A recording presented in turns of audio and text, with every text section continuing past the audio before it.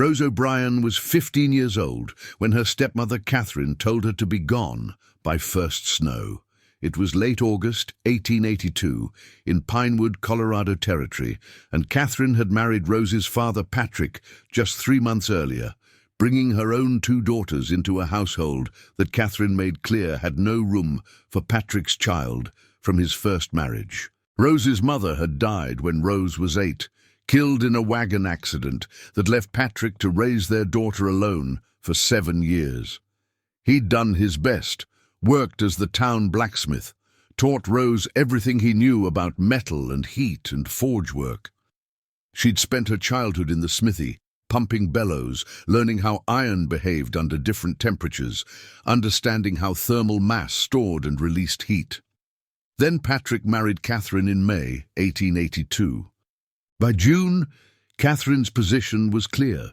Rose was old enough to work, should find employment as domestic servant, should leave so Catherine's daughters could have proper rooms. Patrick, weakened by lung disease from years of forge smoke and desperate for someone to care for him, chose his new wife over his daughter. On August 28th, Patrick gave Rose $20, significant money, but also guilt payment for abandoning her. Told her to find work in town, find boarding, make her own way. She was 15, had no skills except blacksmith knowledge useless for a girl, had nowhere to go. Rose used the $20 differently than Patrick expected. Instead of boarding and job hunting, she bought materials to build something nobody in Pinewood had seen before, a tiny cabin designed around a heated sleeping bench that would keep her alive through Colorado winter with minimal fuel. The concept came from her years in the smithy. She'd watched her father build forges, structures that concentrated heat efficiently, that used thermal mass to maintain temperature, that directed smoke through channels before exhausting. A forge wasn't that different from a heating system. Both needed combustion chamber, thermal mass to store heat, and proper draft. She'd also noticed something her father used in the smithy. A brick bench beside the main forge where he'd sit during breaks. The bench was built from fire bricks positioned over the forge's exhaust channel. Hot smoke from the forge traveled through a channel beneath and behind the bench before exiting through the chimney. The bricks absorbed heat from the smoke, stored it, radiated it for hours. Her father would sit on that warm bench in winter, comfortable without a separate heating fire. Rose conceived a cabin built around that principle. A tiny structure, 10 feet by 12 feet, just enough for one person, with a sleeping bench built from stones that doubled as the cabin's heating system. She'd burn a small fire in a firebox. The smoke would travel through channels inside the stone bench, heating the stones before exiting through a chimney. The bench would store heat for 12 to 18 hours. She'd sleep on the warm bench, her bed and her heater integrated into one structure. She found unclaimed land 2 miles outside Pinewood, a rocky area nobody wanted because building there required clearing stones. Perfect for her purposes, she needed stones, filed a squatter's claim, knowing she couldn't legally homestead until 21, but could occupy and improve land. With her $20, she bought a good axe for $5, a handsaw for $3, a shovel for $2, mortar supplies for $8, and food supplies for $2. She'd harvest stones from the land itself, cut timber from the surrounding forest, build everything with her own labor. She began in September, working with desperate speed before winter. The cabin needed to be tiny. Every additional square foot meant more volume to heat. 10 by 12 feet would provide 120 square feet, adequate for one person living alone. Small space meant efficient heating, meant her bench system would work. She cleared stones from a level spot and used them to build a foundation, cut pine logs from the forest, skinned them, notched them for log cabin construction. Her father had taught her basic carpentry alongside blacksmith work. She could handle an axe, could cut precise notches, could build tight corners. The walls rose slowly, one log course every few days as she worked alone. The cabin was tiny enough that she could manage the logs solo. 10-foot logs weren't too heavy to lift. 12-foot logs required careful technique, but were manageable. She notched, fitted, chinked with mud and moss, built walls 7 feet high. The roof was simple. Pine poles laid across the 10-foot span, covered with bark and sod. Not beautiful, but weather-tight. She left space for a door and one small window. The critical element was the sleeping bench, and building it required every bit of knowledge Rose had absorbed from 7 years watching her father work with heat and metal in the smithy. She designed it carefully based on forge principles she understood intimately. The bench would run along the north wall, 8 feet long, 3 feet wide, elevated 24 inches above the dirt floor. This wasn't arbitrary sizing. 8 feet provided adequate sleeping length for a person. 3 feet gave comfortable sleeping width without wasting space or thermal mass. 24 inches elevation allowed proper channel construction beneath, while keeping the sleeping surface at comfortable height. The structure beneath and inside the bench was the critical engineering. She needed to create passages that would direct hot smoke through maximum stone mass before exhausting. The smoke needed to travel slowly enough to transfer heat, but fast enough to maintain draw. She started by laying out the foundation stones in September, working methodically to create the base structure. First, 2 parallel stone walls running the 8-foot length, spaced 16 inches apart. These walls would form the sides of the main smoke channel. She mortared each stone carefully, ensuring tight joints that wouldn't leak smoke into the cabin. Between these walls, she created the horizontal channel, 8 feet long, 8 inches wide, 6 inches high. This channel would carry smoke from the firebox at one end to the vertical chimney at the other end. She calculated roughly 8 feet times 8 inches times 6 inches equals 384 cubic inches, about 0.22 cubic feet of volume, small enough to maintain draft, large enough to allow smoke passage without excessive restriction. But a simple straight channel would be inefficient. Smoke moving straight through wouldn't transfer adequate heat. She needed to slow the smoke, create more surface contact with stones.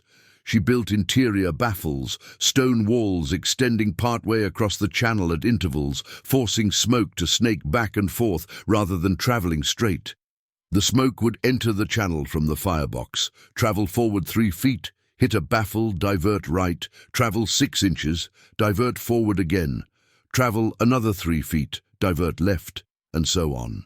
This serpentine path meant smoke traveled perhaps 15 feet through the 8-foot bench length, contacting maximum stone surface area. More contact meant more heat transfer. The stones would absorb heat continuously as smoke passed through.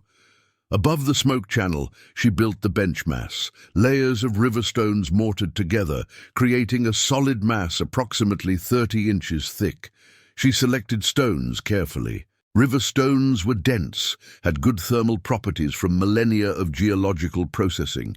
Each stone weighed perhaps 5 to 10 pounds. She mortared hundreds of them, building layers, creating mass. The total bench weight was extraordinary, 8 feet long, 3 feet wide, 30 inches thick of solid mortared stone. Calculating roughly 8 feet times 3 feet times 2.5 feet equals 60 cubic feet of stone. Stone weighs about 150 pounds per cubic foot. 60 times 150 equals 9,000 pounds, 4.5 tons of thermal mass.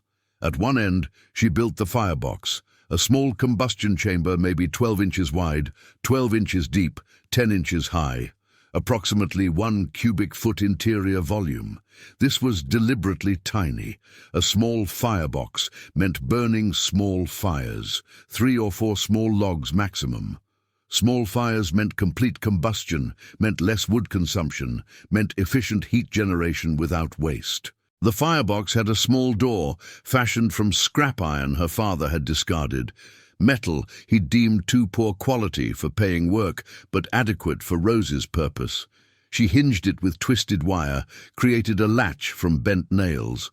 The door allowed fire tending and sealed when closed to direct smoke through the channel rather than leaking into the cabin. At the opposite end, she built the chimney, stacked stones rising vertically from the bench's exhaust end, extending through the roof to 3 feet above the ridgeline. The chimney needed adequate height to create draft. The pressure difference between hot air inside the chimney and cold air outside would pull smoke through the system. She tested each section as she built.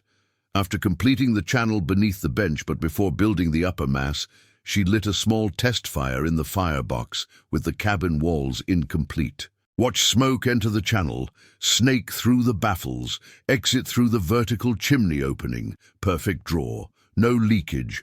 The design worked. Then she built the upper bench mass, layer by layer, mortaring stones over the smoke channel. This took 3 weeks. Each stone selected for fit, positioned carefully, mortared thoroughly. The work was meditative and exhausting. Her hands were constantly scraped from handling rough stones.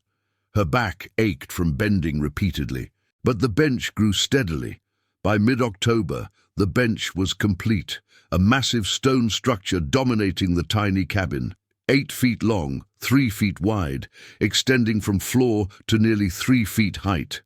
The top surface was relatively flat stones, mortared smooth, not comfortable like a modern mattress, but adequate for sleeping with blankets providing cushioning. The visual effect was striking. The bench looked like ancient architecture, like something from medieval castles or Roman bathhouses. Massive, solid, permanent. It looked absurdly large for the tiny cabin. But that mass was the point. That mass was the heating system. Building the bench required precision. Every stone had to be mortared carefully. The smoke channel had to be continuous with no leaks. The firebox needed proper draft opening. The chimney needed adequate height for draw. She worked slowly, testing each section, ensuring structural integrity. By late October, the cabin was weathertight. Tiny structure with log walls, sod roof, stone foundation. Inside, dirt floor, the 8-foot stone sleeping bench along one wall, minimal space for movement. The bench dominated the cabin, but the bench was the heating system, the bed, the furniture. Everything designed around maximum thermal efficiency. She tested the system in early November, built a small fire in the firebox, maybe 3 small logs, watched smoke draft perfectly through the channel beneath the bench and up the chimney. No smoke leakage, perfect draw. After 2 hours of burning, the fire died to coals.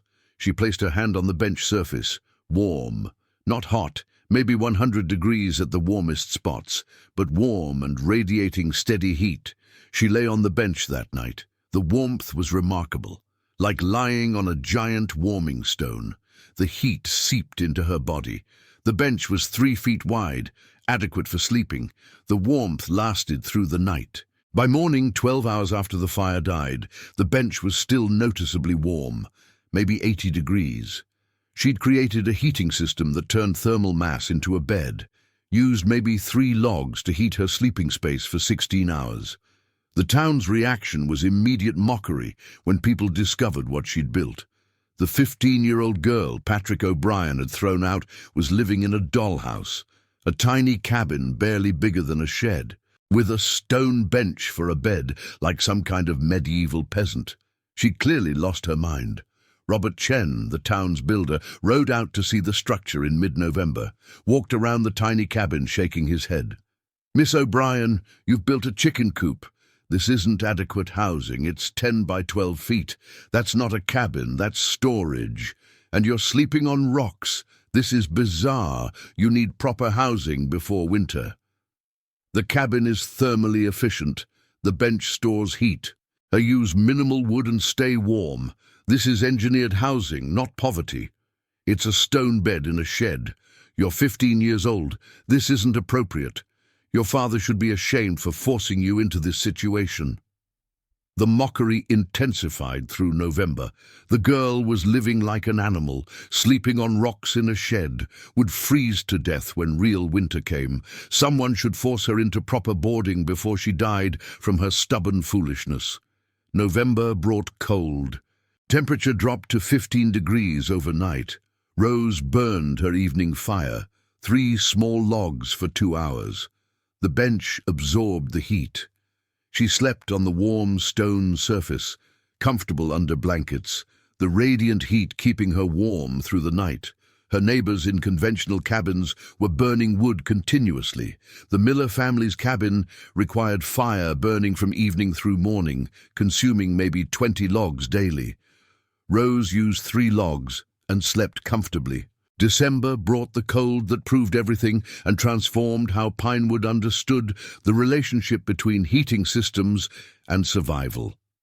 The cold snap arrived December 7th, with warning signs that veteran Colorado residents recognized, but most people dismissed as temporary weather.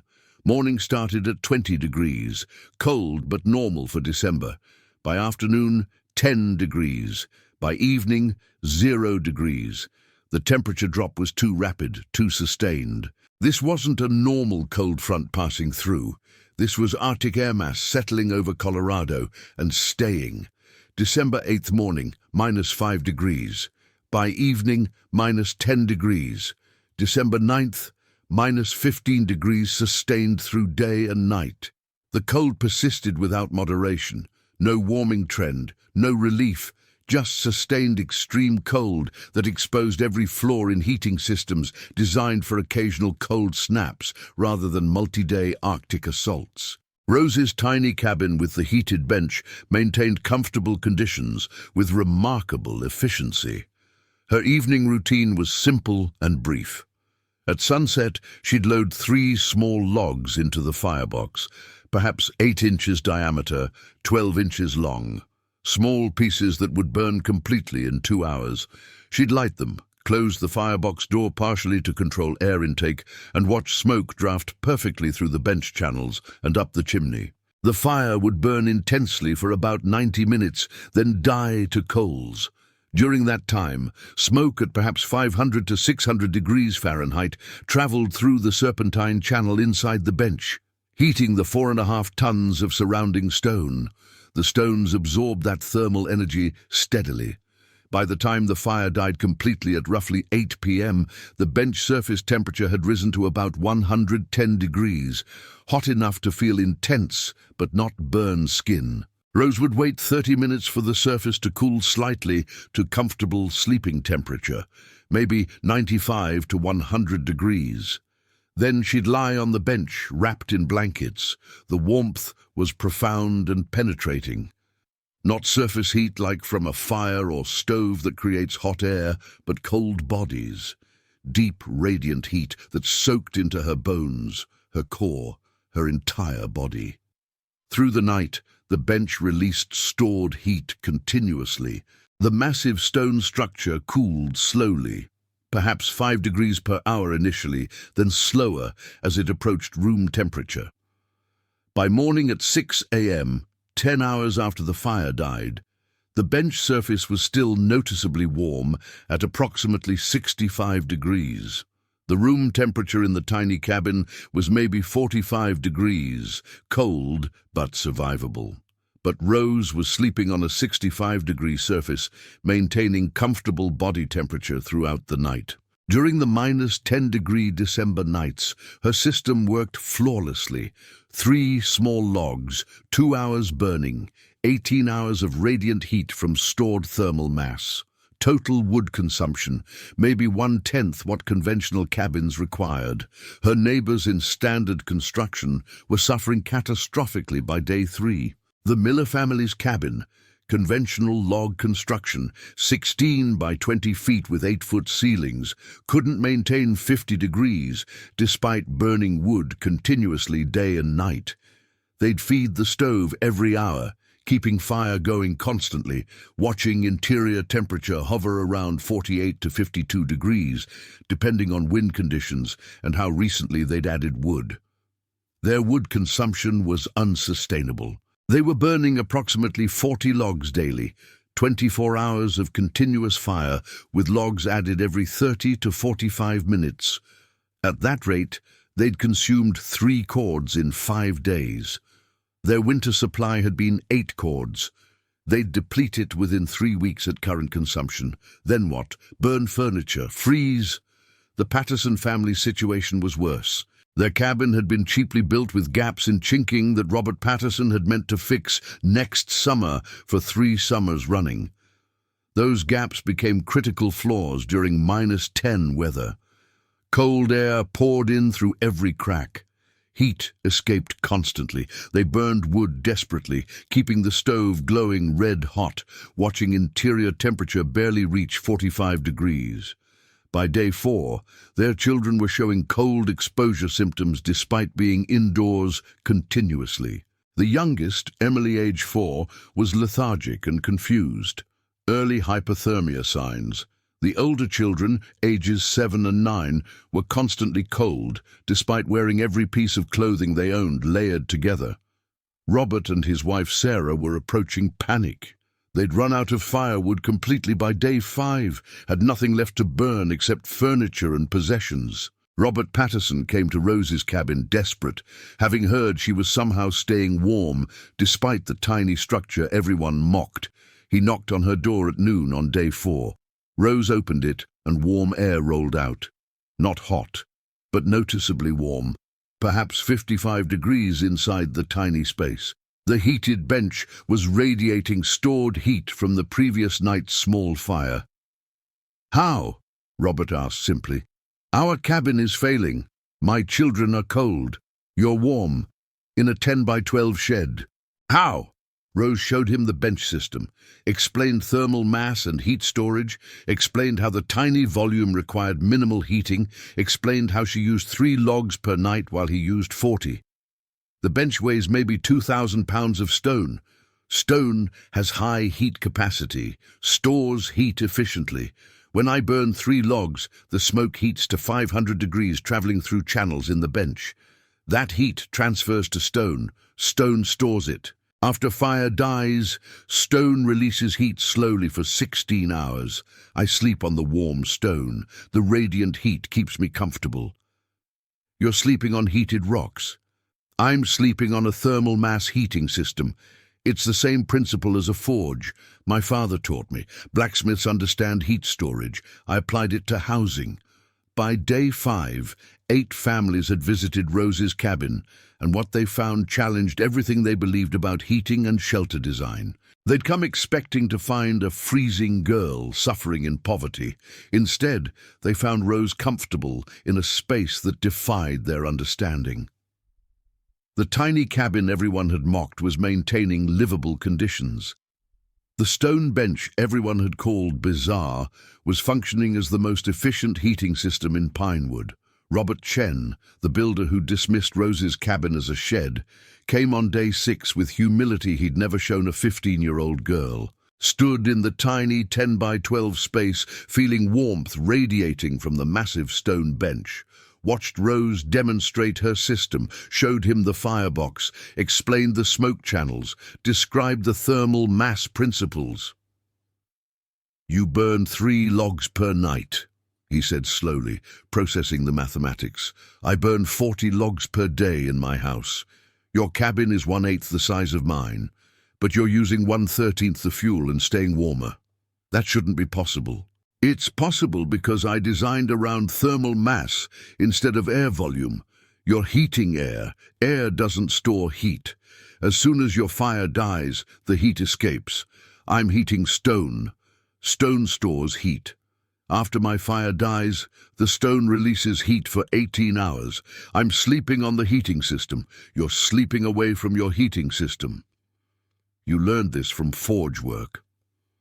"My father taught me that thermal mass is everything in metalwork. A forge with proper firebrick mass maintains temperature. A forge without mass loses heat immediately. Same principle applies to housing. I just applied it."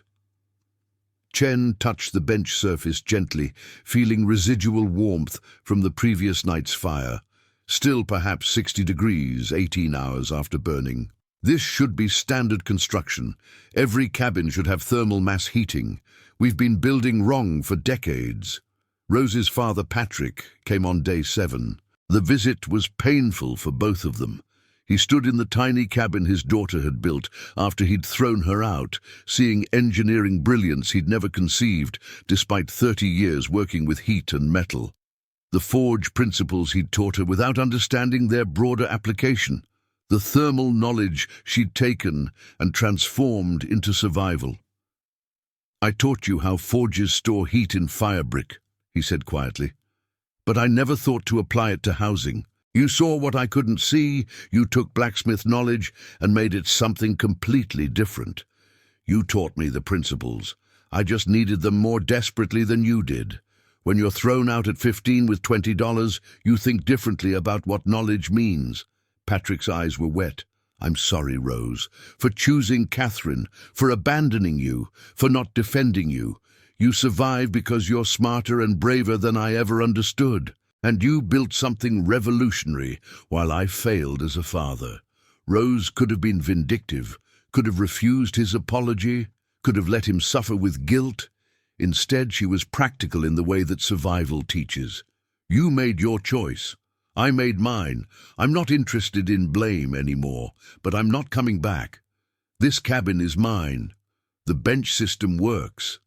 I'm staying here, staying independent. You can visit. But you chose Catherine's household. I chose my own." Through the remainder of that winter, Rose became an unexpected consultant. Families would visit, ask questions about her system, want to understand thermal mass principles. She'd explain patiently how thermal mass works, how smoke channels transfer heat, how sleeping on the heat source changes everything about efficiency. By February, 3 families had started building heated benches in their own homes, not abandoning their existing structures, but adding thermal mass heating as supplement. Rose would visit their construction sites, advise on channel design, ensure proper draft. At 15, she'd become the technical expert on heating systems, teaching grown men who'd been builders for decades. The Miller family built a sleeping bench in their cabin using Rose's design. The transformation was immediate. Where they'd been burning 40 logs daily, maintaining 50 degrees, they now burned 12 logs, daily maintaining 60 degrees, the bench providing stable heat while their stove supplemented. Their wood consumption dropped 70%. The Patterson family's situation was more dramatic. Rose helped them build a bench system and seal their cabin gaps properly. Their fuel consumption dropped from unsustainable to manageable. Their children stopped showing cold exposure symptoms. Robert Patterson paid Rose $5 for her consultation, the first money she'd earned since being thrown out. He insisted she deserved more, but $5 was what he could spare. "You saved my family," he told her simply, "not just this winter. You taught us how to survive every winter going forward. That knowledge is worth more than I can pay." By the time Rose was 17, 7 families in Pinewood had heated benches built using her principles. By the time she was 19, the concept had spread to neighboring towns. People called them Rose benches or O'Brien benches, heated sleeping platforms that revolutionized frontier heating efficiency. The tiny cabin she'd built at 15 became a demonstration site. People would visit from surrounding communities to see the system that used 1/10 the fuel of conventional heating. Rose would show them everything, explain the principles freely, help them adapt the design to their circumstances. She never returned to her father's house. Patrick would visit her cabin occasionally. Awkward conversations where he'd try to rebuild relationships she'd accepted was broken. Catherine never came. Rose didn't care. She'd built independence literally from stone and timber, didn't need family that had rejected her. She lived in that tiny cabin for 6 years, until age 21, when she could legally file homestead. The cabin that started as desperate survival became proof of concept. The heated bench she built from necessity became a teaching tool. She eventually married at 23, a carpenter who respected her engineering knowledge and wanted to build houses incorporating her heating principles. They built a larger home together, but kept the original tiny cabin with its heated bench as guest quarters. and demonstration of the system that had kept a 15-year-old alive when everyone said she'd freeze. Rose died in 1941 at age 74.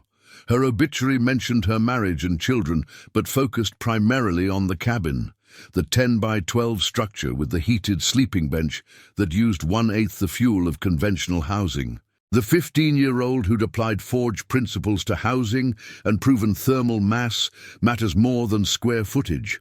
The cabin still exists, preserved by the Colorado Historical Society. Modern analysis confirms the bench stored approximately 80,000 BTU after a 2-hour burn and released that heat over 16 hours.